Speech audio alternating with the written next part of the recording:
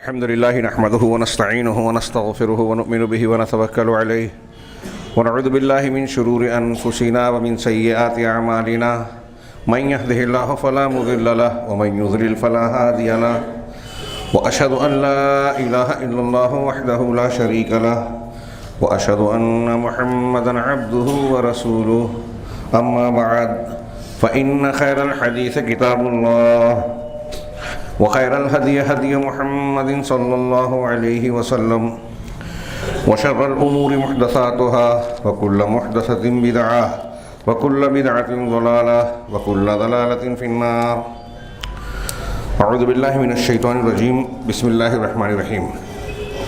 والليل إذا يغشى والنهار إذا تجلى وما خلق الذكر والأنثى إن سعيكم لشتى فأما من أعطى واتقى وصدق بالحسنى فسنيسره لليسرى وأما من بخل واستغنى وكذب بالحسنى فسنيسره للعسرى. محترم حاضرین،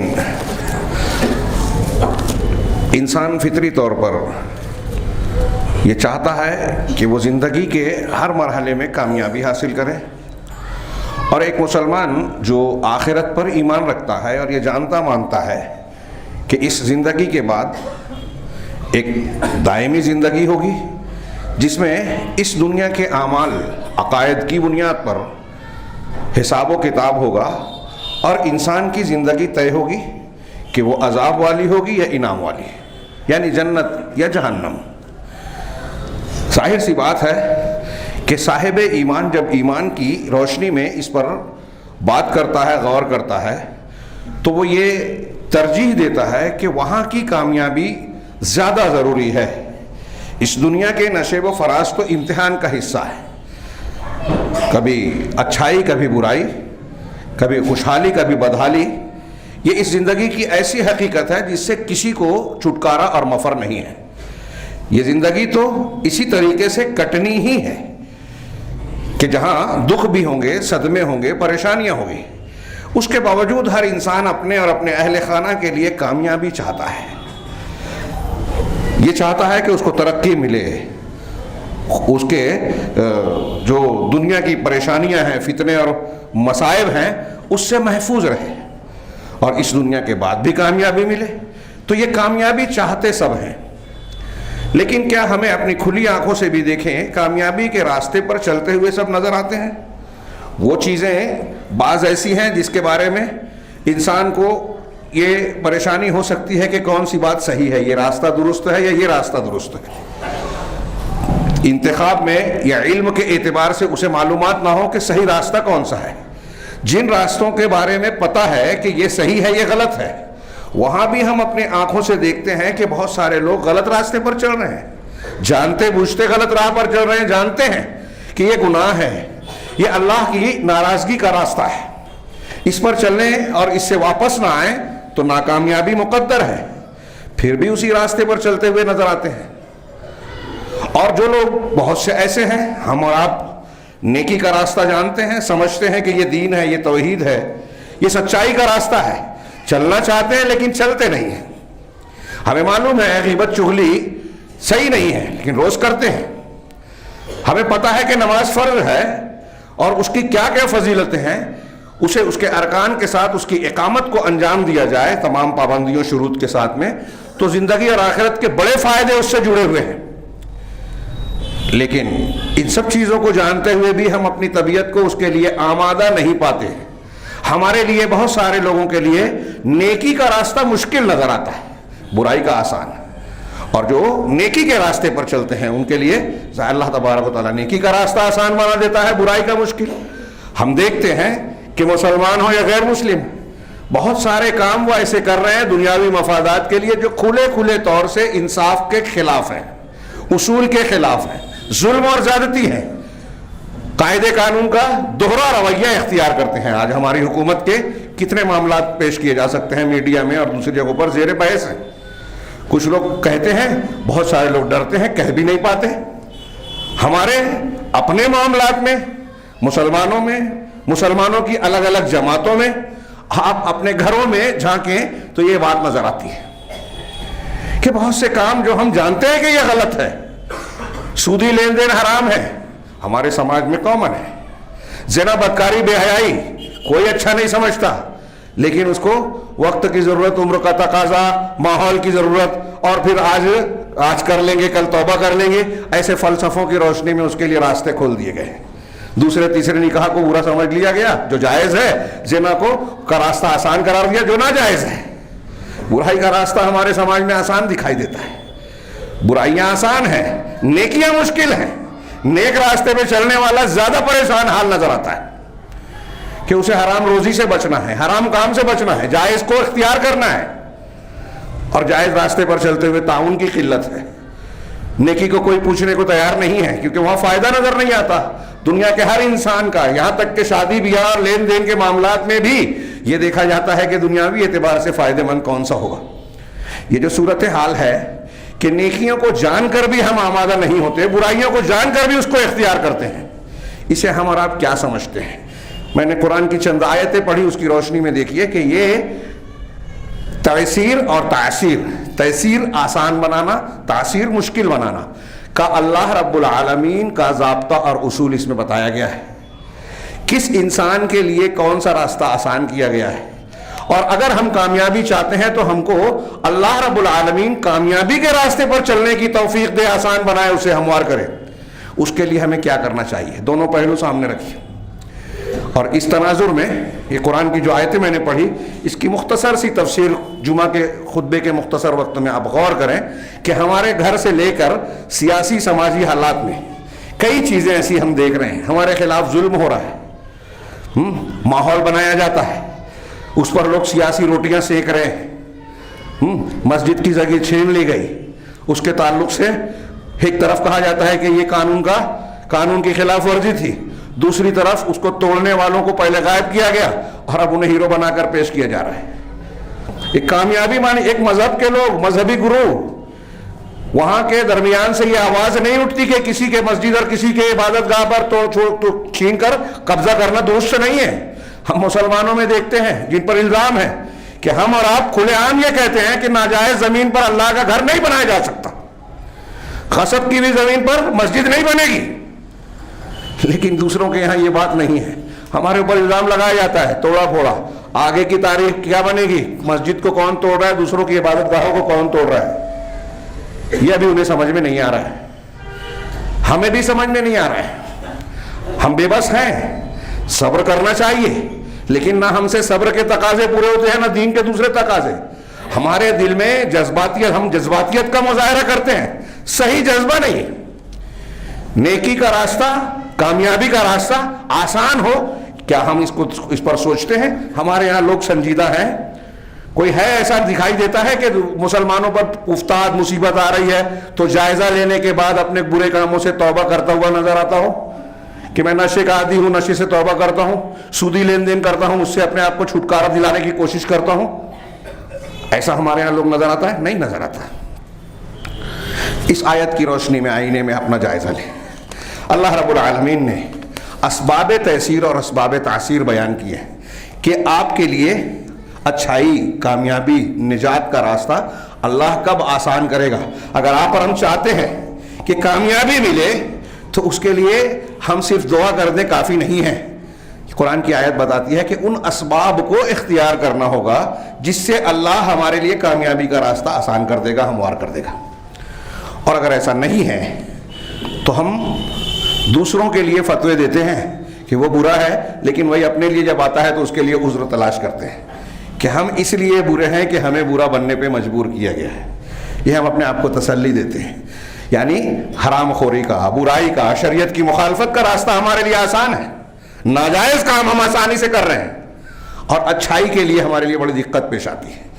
یہ اس بات کی دلیل ہے کہ اللہ نے ہمارے لیے ناکامیابی کے راستے کو آسان کر دیا، اچھائی کی توفیق سے محروم کر دیا۔ اور یہ کوئی چھوٹی بات نہیں ہے، بہت بڑی فکر کی بات ہے۔ سوچنا چاہیے کہ دنیا میں جب ہم اچھائی کو پسند نہیں کر رہے ہیں، برائی کے راستے پہ چل کے مگن ہے، مطمئن ہے، تو آخرت میں کیا ہوگا؟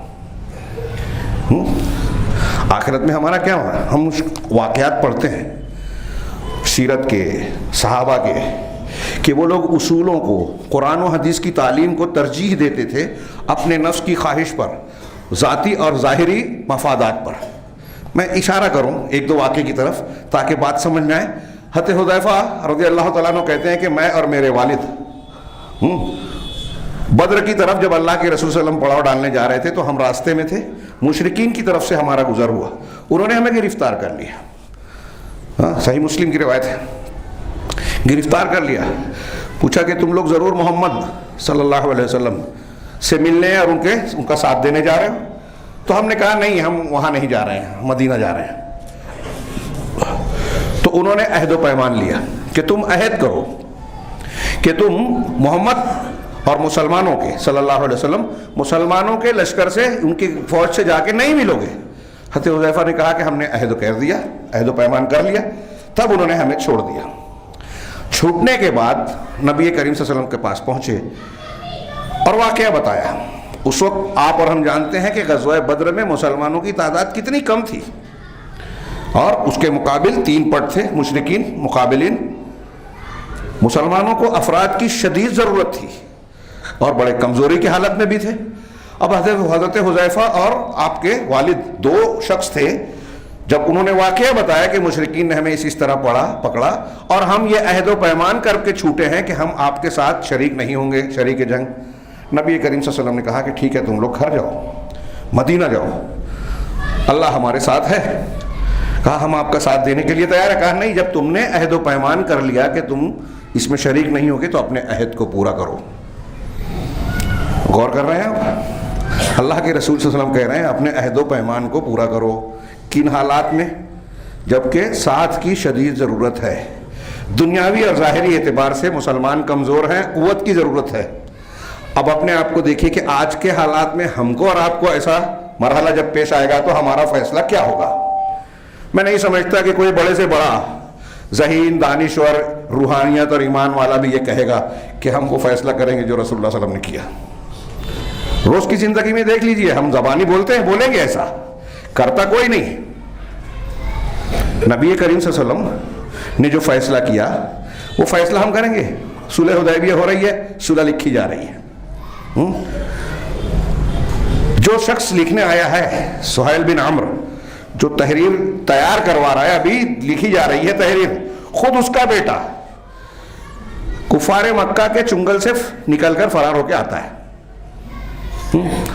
کہ میں قید میں تھا، بھاگ کر آیا ہوں، مجھ کو لوگ ستا رہے تھے، بہت مارا پیٹا، اور میں نے اسلام قبول کیا اس جرم میں۔ ابھی تحریر پر دستخط نہیں ہوئی ہے، معاہدے پر فائنل نہیں ہوا ہے، بات چیت صرف ہو رہی ہے اور ہو چکی تھی۔ سہیل بن عمرو نے کہا کہ یہ میرا بیٹا ہے، مسلمان ہو کے آیا ہے، آپ اسے لوٹائیں، کیونکہ صلح میں یہ لکھا ہوا تھا، شک تھی کہ جو مسلمان ہو کر آپ کے پاس آئے گا اسے ہمارے پاس واپس لوٹانا ہوگا، اور جو آپ کے درمیان سے کوئی کفر و شرک کے راستے پر واپس لوٹ کر آتا ہے، مکہ والوں سے ملتا ہے، تو ہم اسے واپس نہیں لوٹائیں گے۔ تو کہا کہ آپ یہ لوٹائیے ورنہ ہم یہ معاہدہ نہیں کریں گے۔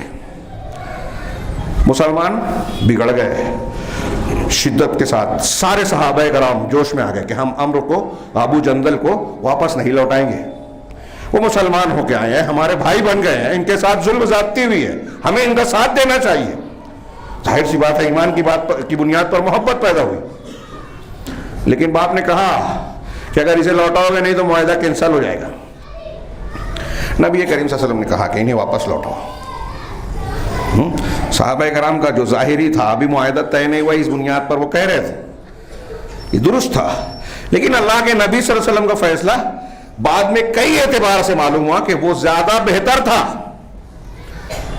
ایسے ہی ہماری زندگی میں بہت سارے مراحل، واقعات میرے دماغ میں اور آ رہے ہیں کہیں، لیکن وقت نہیں بچے گا آیت کی تشریح کا، کہ آپ غور کیجئے کہ صحابہ اور اللہ کے رسول صلی اللہ علیہ وسلم کے زمانے میں ایسے جب مرحلے پیش آتے تھے کہ بظاہر دنیا کے، ہمارے نفس کے اور دنیاوی فائدے کے اعتبار سے ایک فیصلہ، اور اللہ اور رسول کی تعلیمات کا فیصلہ دوسرا ہے، اصول کی پابندی کرے تو ہمارے اپنے جو پسند ہے، ہماری اپنی چاہت ہے، اس کو قربان کرنا پڑ رہا ہے۔ لیکن اللہ کے رسول صلی اللہ علیہ وسلم اور صحابہ کرام نے یہی بتایا کہ اپنی چاہت، اپنے مفاد، اپنی ترجیح کو رد کیجئے، اور زندگی کے ہر معاملے میں ہمارے سامنے یہی ہے، سوال ہے کہ ہم کس کو ترجیح دے رہے ہیں؟ اللہ اور اس کے رسول کے بتائے ہوئے اصولوں کو اختیار کر رہے ہیں یا اپنی پسند اپنے دنیاوی مقاصد اور مفادات کو ترجیح دے رہے ہیں؟ دنیاوی مفادات کی جنت ہمیں بظاہر جہاں دکھائی دیتی ہے، حقیقت میں وہ جہنم ہوتی ہے، دجال کی جنت اور جہنم کی طرح، کہ ہمیں لگتا ہے یہاں فائدہ ہے، بے ایمانی کر کے ہم ترقی کریں گے۔ یہ قرآن کہتا ہے کہ یمحق اللہ الربا، اللہ سود کو مٹاتا ہے، بے ایمانی میں اللہ برکت نہیں دیتا، یہ ہم جانتے ہیں، پھر بھی بے ایمانی کر کے ترقی کرنا چاہتے ہیں، جھوٹ بول کے دنیاوی راستے سے۔ دیکھیے آج کیسے ہمارے لیے گناہ کے راستے آسان ہیں۔ دنیا کا، سیاست کا معاملہ ہو، کس طرح قوم جو ہے اندھی بہری ہو کر چلتی ہے۔ ہمارا معاملہ وہی ہے، ہمارے اوپر ویسے ہی لوگ ہیں۔ دین کا معاملہ ہو تو وہ قربانی، وہ جذبہ، وہ محنت، وہ عمل نظر نہیں آتا۔ گھروں میں، جماعتوں میں دین اور سچائی کا راستہ معلوم ہے، لیکن ہم اختیار کرنے سے ڈرتے ہیں، رکاوٹیں ہیں، مصلحتیں ہیں دنیا کی۔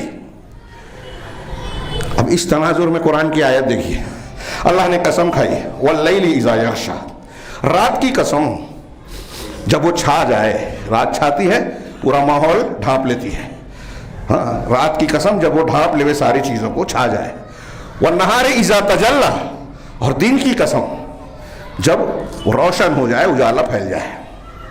اللہ تعالیٰ، ہم جانتے ہیں مسئلہ، اللہ اپنے مخلوق کی قسم ذکر کر سکتا ہے، کھا سکتا ہے، مخلوق اللہ کے سوا کسی کی قسم نہیں کھا سکتی، کیونکہ مخلوق جب قسم کھاتی ہے، ہم اور آپ کھاتے ہیں تو اس میں تعظیم ہے، گواہ بنانا ہے، اور یہ اللہ کے لیے، کسی کے، اللہ کی ذات کے علاوہ کسی کے لیے روا نہیں ہے، جائز نہیں ہے۔ لیکن اللہ رب العالمین اپنے مخلوق کو گواہ بنا رہا ہے کہ جو بات آگے بیان کی جا رہی ہے، یہ نظام میں آپ دیکھ سکتے ہیں کہ واللیل اذا یغشا، رات جب چھا جائے اس کی قسم، دن جب روشن ہو جائے اس کی قسم۔ یہ انسان کے جو اعمال ہیں ہمارے اور آپ کے، اسی رات اور دن میں ہوتے ہیں، تو یہ زمان عمل ہے، ہاں عمل کا زمانہ، وقت۔ واللیل اذا یغشا والنہار اذا تجلی، غور کیجئے کہ اسی میں ہمارے اعمال ہوتے ہیں۔ وما خلق الذکر والانثی، وما خلق الذکر والانثی، یہاں ماں کو دو طریقے سے مانا جاتا ہے، ماں بمانا الذی، ماں مصدریہ عربی والے جانتے ہیں، الذی کے معنی میں کریں تو ترجمہ ہوگا اور اس ذات کی قسم جس نے نر اور مادہ کو پیدا کیا، نر اور مادہ کو پیدا کیا۔ الذی کا کریں اللہ رب العالمین ہے وہ، یا ماں کو مصدریہ مانے تو یہ معنی ہوگا کہ نر اور مادہ کو پیدا کرنے کی قسم، یعنی اس عمل کی یا یہ جو مخلوق ہیں ان کی۔ تو ما خلق الذکر والانثی دونوں ترجمہ مفہوم لوٹے گا اللہ ہی کی طرف کہ اللہ رب العالمین نے پیدا کیا۔ تو رات اور دن میں عمل ہوتا ہے، نر اور مادہ عمل کرنے والے ہیں، سعی ہیں۔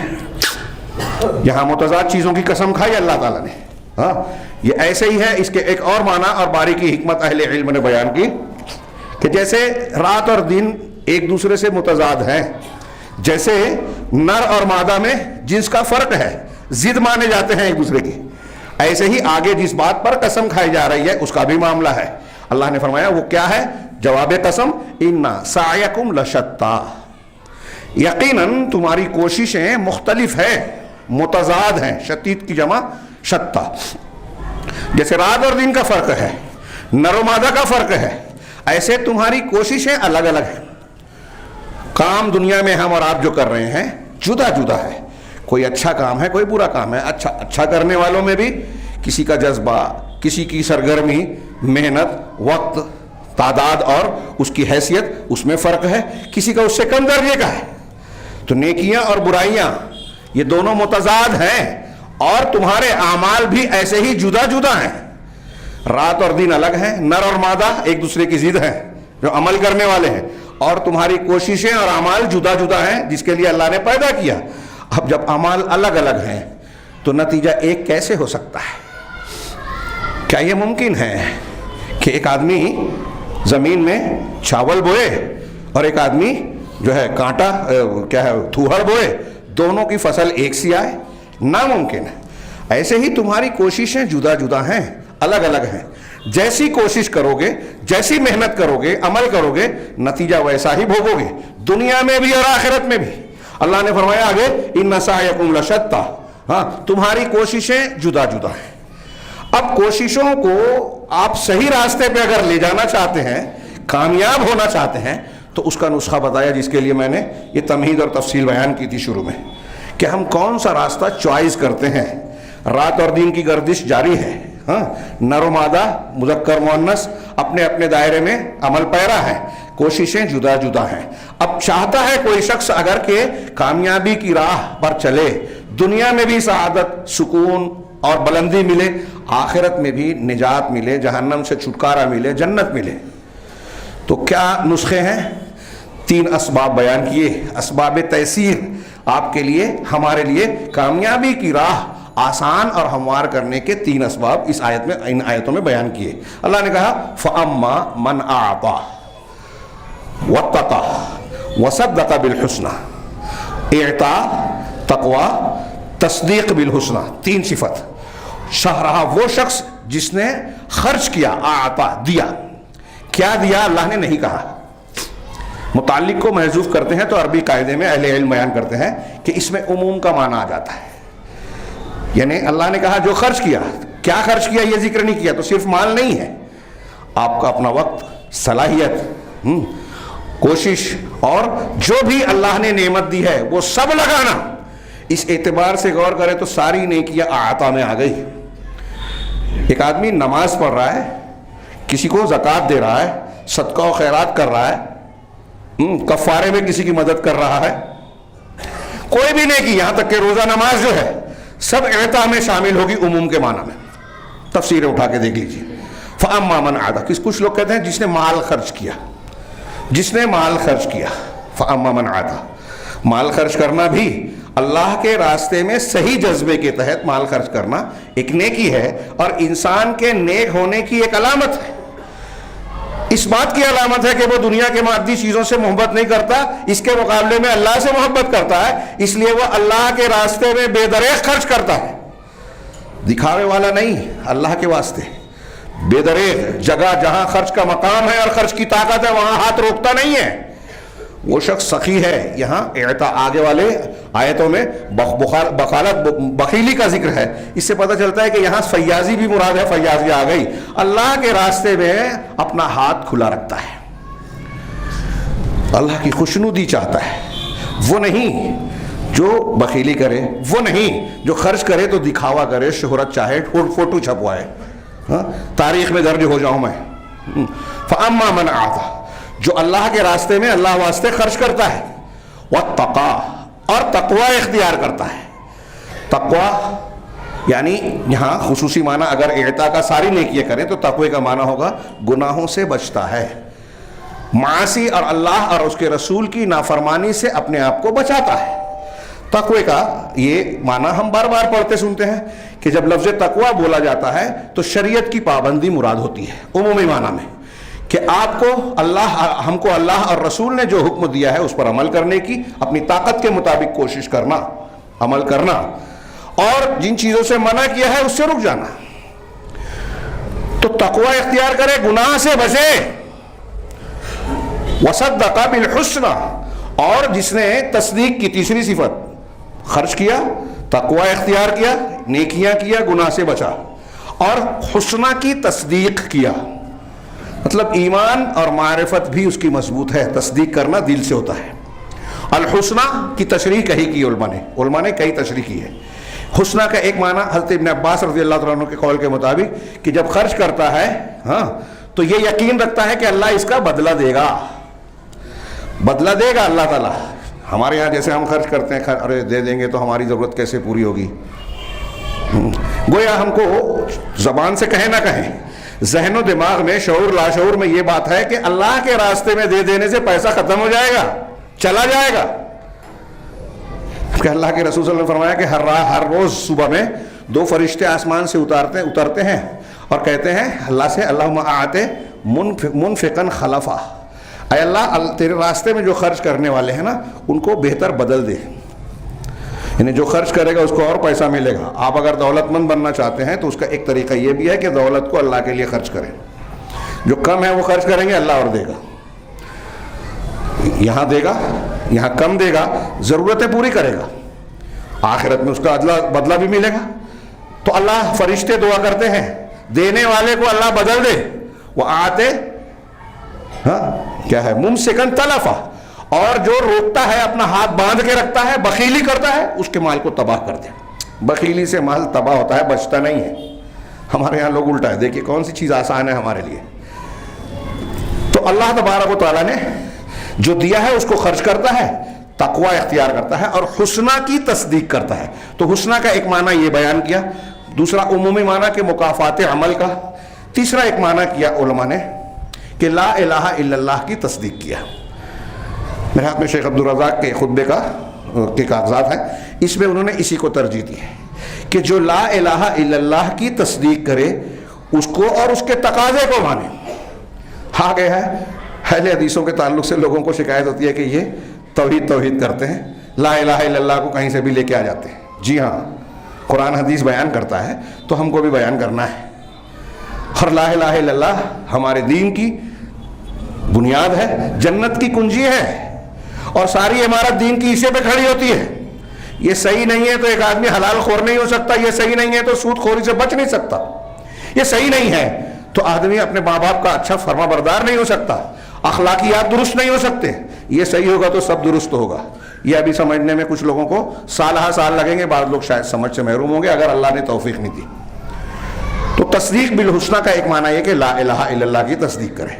ایک معنی کیا کہ جنت، صاحب اضواء البیان علامہ شنقیطی کی تکمیل کرنے والے شیخ حماد وغیرہ نے اسی کو ترجیح دی ہے کہ صدق بالحسنہ کا مطلب یہ کہ جنت کی تصدیق کرے۔ جنت کی تصدیق کرنے میں بقیہ سارا معنی آ جاتا ہے، کیونکہ اگر آپ جنت کو مانتے ہیں تو جنت کس کو ملے گی؟ جو نیکیاں کرے گا۔ تو پہلا معنی جو کہا کہ نیکی کا بدلہ ملے گا، خرچ کرنے کا عوض ملے گا جنت کی شکل میں، وہ بھی آ گیا۔ لا الہ الا اللہ کو معنی کریں تو لا الہ الا اللہ جو نہیں مانے گا وہ جنت میں آئے گا ہی نہیں۔ جنت میں وہی جائے گا جو لا الہ الا اللہ کو مانے گا، اس کے تقاضے اور شروط کو جانے گا، اس کو پورا کرنے کی پوری کوشش کرے گا۔ اس کے بغیر آدمی جنت میں جا ہی نہیں سکتا۔ تو جو جنت کی تصدیق کرے، یہ جو بھی معنی مانے، یہ تین صفات پر غور کیجیے۔ اہل علم نے بیان کیا کہ ان تین چیزوں میں اللہ تبارک و تعالیٰ نے گویا بندوں پر، ہمارے اور آپ کے اوپر جو چیزیں عائد کی ہے شریعت کی شکل میں، وہ جامع انداز میں پوری کی پوری دین کی چیزیں آ گئی۔ اب جو شخص یہ کام کرے گا، خرچ کرے گا، تقوی اختیار کرے گا، یعنی نیکیاں کرے گا، برائی سے بچے گا، اور جو تصدیق کی چیزیں ہیں لا الہ الا اللہ اور ایمان بالغیب سے متعلقہ ساری چیزیں اس میں آ گئی۔ کچھ لوگوں نے یہ بھی کیا کہ ایمان بالغیب کی جتنی چیزیں ہیں جو ہمیں ماننا ضروری ہے، لا الہ الا اللہ کے ضمن میں ساری چیزیں آتی ہیں، ان سب کی تصدیق کرے، سچا مانے کہ اللہ اور رسول نے کہا ہے تو میرا یقین ہے۔ تقدیر پر ایمان، رسولوں پر ایمان، فرشتوں پر ایمان، جنت و جہنم پر ایمان، آخرت پر ایمان، یہ اللہ پر ایمان کے ضمن میں سب شامل ہے۔ تو ان ساری چیزوں کو جو مانتا ہے، براہوں سے بچتا ہے، نیکیاں کرتا ہے، جو اس کی کوشش کرے گا فَسَنُيَسِّرُهُ لِلْيُسْرَىٰ، تو ہم اس کے لیے آسانی کے راستے کو ہموار کر دیں گے، یعنی زندگی کے ہر مرحلے پہ ہم کو سہولت ملے گی اچھائی کے راستے پر۔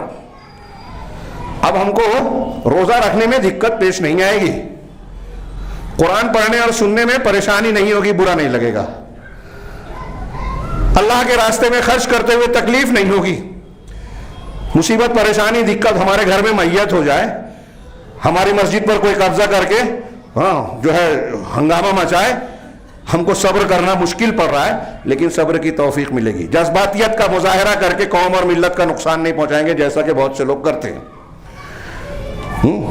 کیا ایسا ہو رہا ہے تو ہمارے اوپر کوئی فرض نہیں بنتا؟ آپ کے اوپر وہی فرض بنتا ہے جس کی آپ کو طاقت ہے، اور یہ مشکل پڑتا ہے۔ واقعات نقل کیے اللہ نے فرعون کے، نوح علیہ السلام کے۔ نوح علیہ السلام نبی ہیں، 900 سال، 950 سال، قرآن کہتا ہے دعوت و تبلیغ کا کام کیا۔ انی دعوت قومی لیلا و نہارا، رات اور دن میں نے دعوت دی۔ انی دعوت قومی لیلا و نہارا وانی کلما دعوتهم لتغفر لهم جعلوا اصابعهم في آذانهم واستغشوا ثيابهم واصروا واستكبروا استكبارا۔ پڑھیے اس کی سورہ نوح اور دوسری جگہوں پر کہ میں دعوت دیتا ہوں، جب بھی کہتا ہوں تو آپ کانوں میں انگلیاں ڈال لیتے ہیں، کپڑے ڈال کے ڈھانک لیتے ہیں اپنے آپ کو، اور گناہوں پر اصرار کرتے ہیں، تکبر کرتے ہیں، اکڑ جاتے ہیں۔ فقلت استغفروا ربکم، میں نے ان سے کہا کہ اپنے پروردگار سے معافی مانگو، تب مغفرت طلب کرو، انہ کان غفارا، وہ بہت غفار ہے، معاف کرنے والا۔ ہم پورا قصہ وہاں وہ بیان نہیں، تذکرہ آ گیا میں یہ بتانے کے لیے کہ آپ اور ہم سمجھتے ہیں کہ یہ بزدلی ہے، یہاں یہ ہے یہاں وہ ہے، اور پھر غلط قدم اٹھانے پر لوگ اکساتے ہیں، ہم اس کے راستے پر چل پڑتے ہیں، جو مخالفین ہم سے چاہتے ہیں وہی ہم کر بیٹھتے ہیں۔ ایسے موقعوں پر آپ دیکھیے اللہ کے نبی صلی اللہ علیہ وسلم جب مکہ میں تھے کچھ نہیں کر پا رہے تھے، طاقت نہیں تھی، کعبہ میں بت تھے، وہاں اپنے طور سے آپ عبادت کرتے تھے، تو کیا اس وقت تو مجرم تھے، بزدل تھے؟ نہیں، جب ہم جتنی طاقت رکھتے ہیں اتنی شریعت کے مکلف ہیں، اور یہ سمجھنا یہ بھی تحصیل کا ایک حصہ ہے۔ ہمارے یہاں بہت سے لوگ سچائی کا اور صحیح بات کا راستہ سمجھنے کے لیے بھی تیار نہیں ہیں، بدعت کو سنت اور دین سمجھتے ہیں، غلط راستے کو دین سمجھتے ہیں، اللہ کے نبی صلی اللہ علیہ وسلم اور اللہ کے احکامات کے سامنے پیر صاحب کے، بزرگ کے، امام کی بات کو مانتے ہیں اور سمجھتے ہیں کہ ہم دین پر اور جنت کے راستے پر ہیں۔ یہ اللہ کی طرف سے ان کی بات ان کے لیے تاثیر ہے۔ اس آیت کی روشنی میں اسے بھی دیکھ لیجئے کہ آپ اگر اچھے ہیں، سچے ہیں، تو سچائی کا راستہ آپ کو آسان کرے گا، اللہ ہموار کرے گا۔ اس میں تقدیر کی بھی بحث آ جاتی ہے، تقدیر کی، جیسے لوگ سوال کرتے ہیں کہ بھئی جنت جہنم، بخاری کی روایت ہے اللہ کے رسول اللہ بقی میں ایک جنازے میں شریک ہوئے، آپ بیٹھ گئے، تشریف رکھے، صحابہ بھی بیٹھ گئے، پھر گویا کہ ایک سناٹا اور خاموشی کا ماحول تھا۔ ہمارے یہاں قبرستان میں ہم دنیا کی باتیں کرتے ہیں، صحابہ اور اللہ کے رسول صلی اللہ علیہ وسلم آخرت، موت کو یاد کرتے تھے، عبرت لیتے تھے قبرستان میں۔ بہرحال وہاں خاموشی تھی، پھر آپ نے تلقین کی اور فرمایا، دیکھیے وہاں بھی تعلیم کی ضرورت ہے، جہاں جب جیسا موقع ہے وہ تعلیم دی جائے۔ آپ نے فرمایا تم میں سے کوئی بھی شخص، ما منکم من احد الا کتب لہ مقعدہ فی الجنہ، تم میں سے کوئی بھی انسان ہو جنت میں اس کا ٹھکانہ لکھا جا چکا ہے، اور کوئی بھی انسان ہو جہنم میں اس کا ٹھکانہ لکھا جا چکا ہے، جس کا جو ٹھکانہ ہے۔ تو ایک صحابی نے سوال کیا، جیسے ہمارے دماغ میں سوال اٹھ رہا ہے، انہوں نے پوچھا کہ افلا نتکل علی الکتاب، کہ کیا جو تقدیر میں لکھ دیا گیا ہے، اللہ رب العالمین کے یہاں جو لکھا جا چکا ہے، ہم اسی پر بھروسہ اور تکیہ نہ کر لیں؟ عمل کرنے کی کیا ضرورت؟ نیک بخت ہیں تو نیک رہیں گے، بدبخت ہیں تو بدبخت رہیں گے، جو جیسا لکھا ہوا ہے۔ تو عمل کی کیا ضرورت ہے؟ جنتی جہنمی تو طے ہے، ایسا انہوں نے گویا سوال کیا۔ تو آپ نے کہا نہیں، اعملوا، عمل کرتے جاؤ۔ یہاں رک کے میں اللہ کے رسول اللہ کے گفتگو میں جو بات میں جواب میں جو بین السطور ہے اوپر، اس پر غور کیجئے کہ آپ اور ہم اہل جنت میں لکھے ہوئے ہیں یا اہل جہنم میں، کسے پتہ ہے؟ جب آپ عمل چھوڑ رہے ہیں، نیکی کا عمل چھوڑ رہے ہیں، من مستی کا اور جو من چاہے وہ عمل کر رہے ہیں، شریعت کی پابندی نہیں کر رہے ہیں، تو گویا آپ کو یہ پتہ ہے کہ آپ جہنم والوں میں لکھے ہوئے ہیں، یہ کہنا چاہتے ہیں کہ میں نیکی کے راستے پر کیوں محنت کروں، قربانی کیوں دوں، نماز کیوں پڑھوں، روزہ کیوں رکھوں، شریعت کی پابندی کیوں کروں، مجھے تو جہنم میں جانا ہے۔ تو آپ کو پتہ ہے یا جہنمی ہے؟ یہ ایک سوال ہے، جو اعتراض کرنے والے ہیں ان کے اعتراض پر یہ سوال بنتا ہے، اس کا جواب دیں۔ اور اس کا جواب جو اللہ کے رسول صلی اللہ علیہ وسلم نے بڑا جامع دیا، اعملوا فکل میسر لما خلق لہ، عمل کرتے جاؤ، اس لیے کہ ہر انسان کے لیے وہی عمل آسان کیا جاتا ہے جس کے لیے اس کو پیدا کیا گیا ہے۔ پھر آپ نے قرآن کی یہی آیت پڑھی جس کی تشریح ہم کر رہے ہیں، آپ نے پڑھا فَأَمَّا مَنْ أَعْطَى وَاتَّقَى وَصَدَّقَ بِالْحُسْنَى فَسَنُيَسِّرُهُ لِلْيُسْرَى، جو خرچ کرے گا، تقوی اختیار کرے گا، حسنہ کی تصدیق کرے گا، تو ہم اس کے لیے یسرا کو آسان بنائیں گے، کامیابی کے راستے کو، یسرا کو آسان کریں گے، آسان راستے کی سہولت دیں گے۔ اس کا مطلب بہت غور سے سنیے کہ اللہ کی توفیق کسے ملے گی جنت میں راستے پہ چلنے کی؟ جو چلنا چاہے گا، جو خرچ کرے گا، تقوی اختیار کرے گا، تصدیق کرے گا، یہ بندے کا عمل ہے۔ فَسَنُيَسِّرُهُ، تو ہم اس کے لیے آسان کریں گے، یہ اللہ کا عمل ہے، اللہ کی توفیق ہے۔ مطلب ہماری کوشش جو ہم کر سکتے ہیں وہ لازم ہے، اس پر اللہ کی توفیق ملنے والی ہے۔ ہم جیسا کرنا چاہیں گے، ہماری نیت و جذبہ جیسا ہوگا، اللہ کی طرف سے ویسی توفیق ملے گی. یہ ایک بات. دوسرا، جب ایسا ہے تو اللہ نے لکھا کیوں ہے؟ پہلے سے لکھا اس لیے ہے کہ اللہ رب العالمین کا علم کامل ہے. روافض کی طرح اگر کوئی عقیدہ رکھتا ہے کہ اللہ کو بعد میں کیا ہونے والا ہے معلوم نہیں ہے، وہ کافر ہے. اللہ کا علم محیط ہے، گھیرے ہوئے ہے ہر چیز کو، ماضی حال مستقبل کی کوئی ایک بال برابر چیز بھی اس کے علم کے احاطے سے باہر نہیں ہے. اس بنیاد پر اس نے قلم کو حکم دیا اور قیامت تک جو کچھ ہونے والا ہے اس نے لکھ دیا. اللہ تعالیٰ نے جیسا بتایا ویسا لکھا. تو یہ اللہ کے علم کی بنیاد. لکھے ہونے کی وجہ سے دماغ میں رکھیے گا سوال اٹھتا ہے کہ اللہ نے تقدیر میں لکھا ہے اس وجہ سے ایک آدمی برا کام کر رہا ہے. ایسا نہیں ہے. اعتراض یہاں پر یہی پیدا ہوتا ہے. اس کو الٹ دیجئے کہ ابو جہل ہونے والا تھا. ابو جہل ایمان کو قبول کرنے کی صلاحیت اپنے اندر رکھتا ہی نہیں تھا، اس لیے لکھا ہوا تھا اس کے بارے میں کہ وہ ایمان کی توفیق سے محروم رہے گا. اللہ پہلے سے جانتا ہے کہ یہ ایمان لانے والا نہیں ہے، اس لیے لکھا. اللہ پہلے سے جانتا ہے کہ یہ نیکی کرنے والا ہے، اس لیے لکھا. تو علم اللہ کا اس کو مجبور نہیں کر رہا ہے. تقدیر میں لکھنے کی وجہ سے کوئی انسان مجبور نہیں ہو رہا ہے. اور اگر مجبور سمجھتا ہے تو حضرت عمر کی طرف جو منسوب ہے ایک واقعہ کہ ایک چور پکڑا گیا. حضرت عمر نے کہا اس کا ہاتھ کاٹو، ثابت ہو گیا گناہ. تو اس نے چالاکی کی کوشش کی.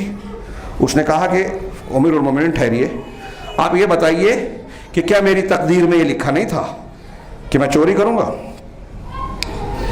کہا ہاں. تو کہا ایک ایسی چیز جو میری تقدیر میں لکھی تھی، میں نے چوری کی، لکھا تھا، میں نے چوری کر لی، تو اس پر آپ ہاتھ کیوں کاٹتے ہیں میرا؟ تو حضرت عمر فاروق نے کہا کہ جب تیری تقدیر میں یہ لکھا تھا کہ تو چوری کرے گا اور تو نے کی، تو میری تقدیر میں یہ لکھا ہے کہ تیرا ہاتھ کاٹوں گا تو کاٹنا تو پڑے گا.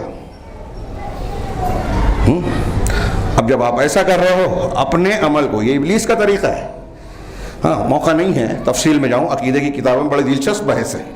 یہ ابلیس کا طریقہ ہے کہ اپنے گناہ کو تقدیر کے سر منڈا جائے، ہاں، اور عذر پیش کیا جائے، بہانہ کیا جائے. مومن کا طریقہ نہیں ہے. مومن کا طریقہ یہ ہے کہ مصیبت پر تقدیر کو بنیاد بنا کے صبر حاصل کرتا ہے کہ اللہ نے جو چاہا کیا، جو چاہا ہوا، معیت ہو گئی، نقصان ہو گیا، پریشانی، اس سے حوصلہ لیتا ہے تقدیر کی بنیاد پر. لیکن جب گناہ ہوتا ہے تو اپنے گناہ پر تقدیر کا سہارا نہیں لیتا، بلکہ گناہ پر توبہ استغفار کرتا ہے. یہ مومن کا طریقہ یہ ہے. تو اس آیت میں گویا تقدیر کے اس پیچیدہ سوال کا بہت بہترین جواب بھی ہے کہ آپ اور ہم جیسا چاہیں گے اللہ ویسی توفیق دے گا. تو پہلے ہماری طرف سے محنت، کچھ حصہ ہمارا ہے، اور پھر توفیق اللہ کی طرف سے. اور یہ جو تقدیر کا یہ ہے، اگر ہم اور آپ جانیں تو دنیا کے معاملات میں یہ آپ سوچ رہے ہیں صرف عقیدے کی بات اس طرح ہے کہ بس سوچنے سمجھنے کی نہیں. کہ آج ہمارے خلاف جو ماحول بنایا جا رہا ہے، جو ماحول بنا ہے، پریشان ہیں ہم، اپنے آپ کو بے بس محسوس کر رہے ہیں، مظلوم ہے، پھر بھی نوجوان بولتے ہیں کہ اتنا ظلم ہو رہا ہے ہم پر، ہمارے ساتھ انصاف نہیں ہو رہا ہے. سوال یہ ہے کہ اللہ رب العالمین کی مدد اور حفاظت کے جو نسخے قرآن و حدیث میں بیان کیے گئے ہیں کہ اللہ کی مدد تمہارے ساتھ اس وقت آئے گی جب ایسا ہوگا، تو اس کے لائق ہم نے اپنے آپ کو کتنا بنایا؟ کامیابی کے لائق اپنے آپ کو کتنا بنایا؟ یہ قرآن و حدیث اسی ہدایت کے لیے ہے. ہم اس کی ہدایت کو مانتے نہیں ہیں اور نتیجہ اپنے اعتبار سے چاہتے ہیں. قرآن و حدیث کی تعلیمات پر مکمل عمل نہیں کرتے، اور قرآن و حدیث میں جو وعدے کیے گئے ہیں اس کو چاہتے ہیں کہ اللہ پورا کرے. تو پہلے ہم وعدوں کے تقاضوں کو تو پورا کریں، سمجھیں. ہم حرام کام کریں، شریعت کی مخالفت کریں، قرآن حدیث، یہاں تک کہ توحید اور سنت سیکھنے کا ہمارے پاس موقع نہیں ہے، مذاق اڑاتے ہیں. کوئی بیان کرے تو ہم اس کو جھٹک دیتے ہیں. وہی آگے بتایا اللہ نے کہا وَأَمَّا مَن بَخِلَ وَاسْتَغْنَى. ٹائم نہیں ہے اس لیے آیت پوری کر لیں. وَأَمَّا مَن بَخِلَ وَاسْتَغْنَى. رہا وہ شخص جو بخیلی اختیار کرتا ہے، نیکی کا وقت آتا ہے نیکی نہیں کرتا، خرچ کا مقام ہے خرچ نہیں کرتا، عذر بہانے تلاش کرتا ہے. ارے یتیم کے ساتھ حسن سلوک ٹھیک ہے، قرآن و حدیث میں کہا گیا ہے، لیکن یہ یتیم بڑا نالائق ہے. ماں باپ کو اف نہیں بولنا چاہیے، قرآن نے کہا برابر ہے، ہم مانتے ہیں، لیکن میرے ابا ذرا الگ ہے. آپ کے ابا کے لیے اسپیشل آیت آنی چاہیے تھی، اللہ نے اتاری نہیں ہے، تو اب اپنے حساب سے میں عمل کروں گا. تو میں غلط ہوں، لیکن اس کی وجہ ہے میرے غلط ہونے کی، یہ ہم کہتے ہیں. تو بخیلی کر رہے ہیں. بخیلی صرف مال میں نہیں ہے، نیکیوں کے کسی بھی کام میں. وَأَمَّا مَن بَخِلَ وَاسْتَغْنَىٰ, اور بے پرواہی برتتا ہے اللہ کی شریعت کی طرف توجہ دیتا نہیں ہے, ٹائم نہیں ہے, بہت زیادہ مجھ کو سمجھ ہے. ہمارے اکثر لوگوں کا مزاج یہی ہے, مانے نہ مانے, کہ شریعت سے ہم بے پرواہی برت رہے ہیں. ایک بات دھیان رکھیے, یاد رکھیے دماغ میں, مانے نہ مانے ہم لوگ, کہ کوئی بھی ہمارا مسئلہ ہو رہا ہے ہمارے گھر میں, اگر بھائی بہن کے جھگڑے ہو رہے ہیں نا, ساس بہو کے جھگڑے ہو رہے ہیں, یا پڑوسی سے جھگڑا ہو رہا ہے, جماعت میں جھگڑا ہو رہا ہے, ہمارے خلاف سیاسی معاملہ ہو رہا ہے, اقتصادیات میں ہو رہا ہے, اسرائیل میں ہم پر حملے ہو رہے ہیں, فلسطین میں ظلم زیادتی ہو رہی ہے, یہاں ہماری مسجد چھینی جا رہی ہے, ہمارے خلاف قانون بن رہا ہے, شہریت کو ہمارے مشکوک بنایا جا رہا ہے. یہ جتنے بھی معاملات ہیں سب کا تعلق ان سے ہے, دین سے ہے, عقیدے سے ہے, کوئی مانے یا نہ مانے. ہماری سمجھ میں نہیں آتی بات. ہم سمجھتے ہیں کہ دین الگ ہے, اور دنیاوی مسائل کو حل کرنے کے لیے وہ میمورنڈم احتجاج اور وہی طریقہ جو سیاسی اور اتھل بدل کے لوگوں نے اختیار کر رکھا ہے. ہرگز نہیں. زندگی بھر آپ جلوس نکال رہے, جلسے نکالتے رہے, آپ کا کام, آپ کے عمل, آپ کے جو ہے معاملات حل نہیں ہوں گے. قرآن حدیث کے مطابق مسلمانوں کا مسئلہ حل ہوگا قرآن و حدیث کے نسخے سے. وَأَمَّا مَنْ أَعْطَىٰ وَاتَّقَىٰ وَصَدَّقَ بِالْحُسْنَىٰ فَسَنُيَسِّرُهُ لِلْيُسْرَىٰ. تو آپ اللہ کا یہ وعدہ ہے کہ یسرا کے لیے ہم آسانی کریں گے. تو کیا سمجھ رہے, دنیا کے لیے بھی اور آخرت کے لیے بھی, دونوں ہے. ہم مانتے ہی نہیں ہیں. رزق حاصل کرنے کے لیے اللہ کہتا ہے کہ اگر تقوی اور ایمان اختیار کرو گے تو اللہ زمین آسمان کی برکت کھول دے گا. ہم مانتے ہی نہیں ہیں. ہم سمجھتے ہیں کہ حرام کریں گے, بے ایمانی کریں گے, جھوٹ بولیں گے, سیاست کی دھوکے بازی کو اختیار کریں گے, تب ترقی کریں گے, اور اس میں ساتھ دیتے ہیں حرام خوروں کا, حرام کاموں کا, تب ترقی کہاں سے ملے گی, پھر دعائیں کہاں سے قبول ہوگی. پھر ہم پر دشمن مسلط ہوگا, ظالم مسلط ہوں گے, ہم دعائیں کریں گے, بم برسیں گے, دعا قبول ہوتے ہوئے نظر نہیں آئے گی. یہ ہماری شریعت جو ہے نا, دین اور دنیا دونوں کے مسائل, فوائد اور نقصان کو بیان کرتی ہے. اس میں دنیا کے مسائل کا بھی حل ہے. میں یہ کہنا چاہتا ہوں, وَأَمَّا مَن بَخِلَ وَاسْتَغْنَىٰ, رہا وہ شخص جو بخیلی اختیار کرے, واستغنا اور استغنا برتے. پوری ایک تقریر کی جا سکتی ہے اور کرنے کی ضرورت بھی ہے. ہم لوگ بہت استغنا برتتے ہیں شریعت سے, دین سے. مجھ کو کیا ضرورت ہے خطبے میں بیٹھنے کی, درس میں بیٹھنے کی, علماء سے استفادے کی. یہ جو طریقہ ہے تکبر کا ہے. کسی بھی دنیا کے کسی بھی معاملے میں, صلاحیت میں, جس آدمی نے اپنے آپ کو کامل سمجھ لیا وہ ناقص ہے. مجھے اب ضرورت نہیں ہے غور کی, کسی سے فائدہ اٹھانے کی. اپنے آپ کو بڑا اور دوسروں کو چھوٹا سمجھ لیجئے کہ اس کی ترقی کا راستہ بند, تنزلی کا شروع. اور یہ بات ہم کامنلی دیکھ سکتے ہیں. تو استغنا میں شریعت سے بے پرواہی اعراض ہے. جب ہم قرآن و حدیث کی طرف توجہ نہیں دے رہے ہیں, حلال حرام نہیں دیکھ رہے ہیں, شریعت کی طرف نگاہ نہیں اٹھا رہے ہیں. ارے دنیا ہے, مولوی لوگ کو سیاست نہیں آتی تو جاہلوں کو آتی ہے, علماء کو سیاست نہیں آتی ہے. آج ہمارے کامن ہے, لوگوں کا دماغ بنا ہوا ہے. یہ خود ایک بہت بڑی جہالت ہے. یہ استغنا کا نتیجہ ہے کہ جو بے پرواہی برتتا ہے, قرآن حدیث کو جاننے کے بارے میں کہتا ہے کہ اس کی ضرورت نہیں ہے ہم کو. آپ تجارت کر رہے ہوں, سیاست کر رہے ہوں, گھریلو معاملات نپٹا رہے ہوں, آپ کو ہر مرحلے میں سب سے زیادہ جس چیز کی ضرورت ہے وہ قرآن و حدیث کی تعلیم اور روشنی کی ضرورت ہے. اب اگر نہیں کر رہے ہیں تو استغنا برت رہے ہیں. اللہ کہہ رہا ہے جو بخیلی اختیار کرے گا, استغنا برتے گا, وَكَذَّبَ بِالْحُسْنَىٰ, اور حسنہ کی تکذیب کرے گا. ابھی حسنہ کی تشریح میں نے کی, لا الہ الا اللہ, غیبیات کا ایمان, یا پھر جنت, یا پھر نیکی کے بدلہ, المکافات عمل کا قانون. یعنی یہ مانتا ہی نہیں ہے کہ میں نیکی کروں گا تو اللہ میرا اچھا بھلا کرے گا. ہم جب یہ کرتے ہیں کہ سیاست میں, دنیا داری میں شریعت کو چھوڑو, ہم دیکھیں کیا کرتے ہیں. ہمارے یہاں بڑے بڑے لوگ کہتے ہیں پنچایتوں میں, ارے شریعت ہم نہیں جانتے, ہم جو جانتے ہیں مانڈولی کرنا پڑے گا, ماننا پڑے گا. شریعت نہیں جانتے تو بیٹھے کیوں, پنچ کیوں بنے. ہمارے سیٹ لوگ کہتے ہیں, معاشی لوگ, ارے مولوی لوگ سے فتویٰ پوچھو گے تو جو ہم کام کرتے ہیں, لین دین کرتے ہیں, سب ممنوع قرار دے دیں گے, چھوڑو ان کو, علماء سے مت پوچھو. یعنی مطلب پہلے ہی سے دل چاہتا ہے کہ جائز ناجائز سب ہم کو کرنا ہے, اور علماء سے بتائیں گے. یا قرآن حدیث پہ دوسرے لفظوں میں کیا کہنا چاہ رہا ہے وہ آدمی بین السطور میں جو یہ کہہ رہا ہے کہ قرآن حدیث پر عمل کریں گے تو کاروبار نہیں کر پائیں گے, ترقی نہیں کر پائیں گے. جب آپ ایسا سمجھتے ہیں تو پھر اللہ کی توفیق کہاں آئی؟ گویا آپ انکار کر رہے ہیں حسنہ کا. آپ یہ مان رہے ہیں کہ اللہ کہہ رہا ہے کہ نیک کام کرو گے، متقی رہو گے تو اللہ کی مدد ہوگی، اللہ برکت دے گا، اور آپ کہہ رہے ہیں کہ میں دین پر چلوں گا تو برکت نہیں ہوگی، میں ترقی نہیں کروں گا. تو آپ جھٹلا رہے ہو نا اللہ کی بات کو. البیعان بالخیار، ایک خرید و فروخت کرنے والے اختیار رکھتے ہیں معلوم یتفرقا، جب تک جدا نہ ہو جائیں. یہ حدیث بخاری کی. فَإِذَا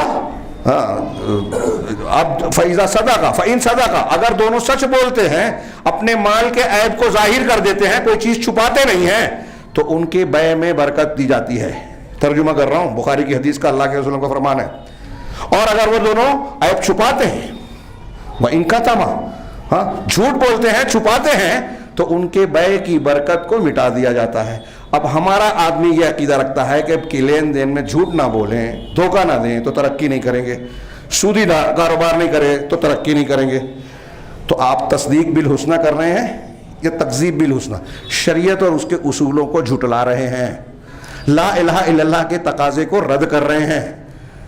آپ ایسا کہہ رہے ہیں کہ اللہ رب العالمین اگر نیکی کرو گے تو ترقی نہیں کرو گے، مطلب اللہ آپ کا خیال نہیں رکھے گا. منافقین اور مشرکین کی طرح عقیدہ ہے یہ. غور کرنے کی بات ہے کہ ہم کہاں کھڑے ہیں. ہم میں سے ہر شخص اپنے آپ کو قرآن کی اس آیت کی روشنی میں دیکھے، محاسبہ کرے، جائزہ لے کہ ہم کہاں کھڑے ہیں. اللہ نے فرمایا وَأَمَّا مَن بَخِلَ وَاسْتَغْنَىٰ وَكَذَّبَ بِالْحُسْنَىٰ، جو تکذیب کرے گا حسنہ کی، لا الہ الا اللہ کی، جنت کی، اللہ کے قوانین کی، فَسَنُيَسِّرُهُ لِلْعُسْرَىٰ، تو ہم مشکل کا راستہ اس کے لیے آسان کریں گے. ہمیں دیکھ کر تعجب ہوتا ہے کہ ایک کام غلط ہے، کھلا دکھ رہا ہے کہ غلط ہے، ظلم ہے، پھر بھی یہ کیسے کر رہا ہے، کتنا بے وقوف ہے. اس کی بے وقوفی کی وجہ یہ ہے کہ اللہ رب العالمین نے اس کو اس بے وقوفی کے لیے اس کو توفیق دی ہے. اللہ رب العالمین سے دعا ہے کہ وہ ہمیں دین کی سمجھ عطا فرمائے، صحیح راستوں کو قبول کرنے کی اور غلط راستوں سے بچنے کی توفیق دے، اور ہمیں اس آیت کی روشنی میں اللہ سے حسن توفیق بھی طلب کرنا چاہیے. ہم اچھے ہوں برے ہوں، ہمارا انجام اچھا ہو یا برا ہو، اس کا انحصار اللہ کی مشیت اور توفیق پر ہے. لہذا نبی کریم صلی اللہ علیہ وسلم کی دعاؤں، قرآن کی دعاؤں کی روشنی میں ہمیں یہ دعا بھی مانگنا چاہیے کہ رب العالمین ہر مرحلے میں، ہر معاملے میں ہمیں اچھی توفیق سے نوازے اور ہمیں بے یار و مددگار کہیں نہ چھوڑے. اقول قولی ھذا واستغفر اللہ لکم ولسائر المسلمین وصلی اللہ علی نبینا محمد. بارک اللہ لنا ولکم فی القرآن المجید ونفعنا وإیاکم بالآیات والذکر الحکیم انہ تعالی جواد کریم ملک بر البرہان.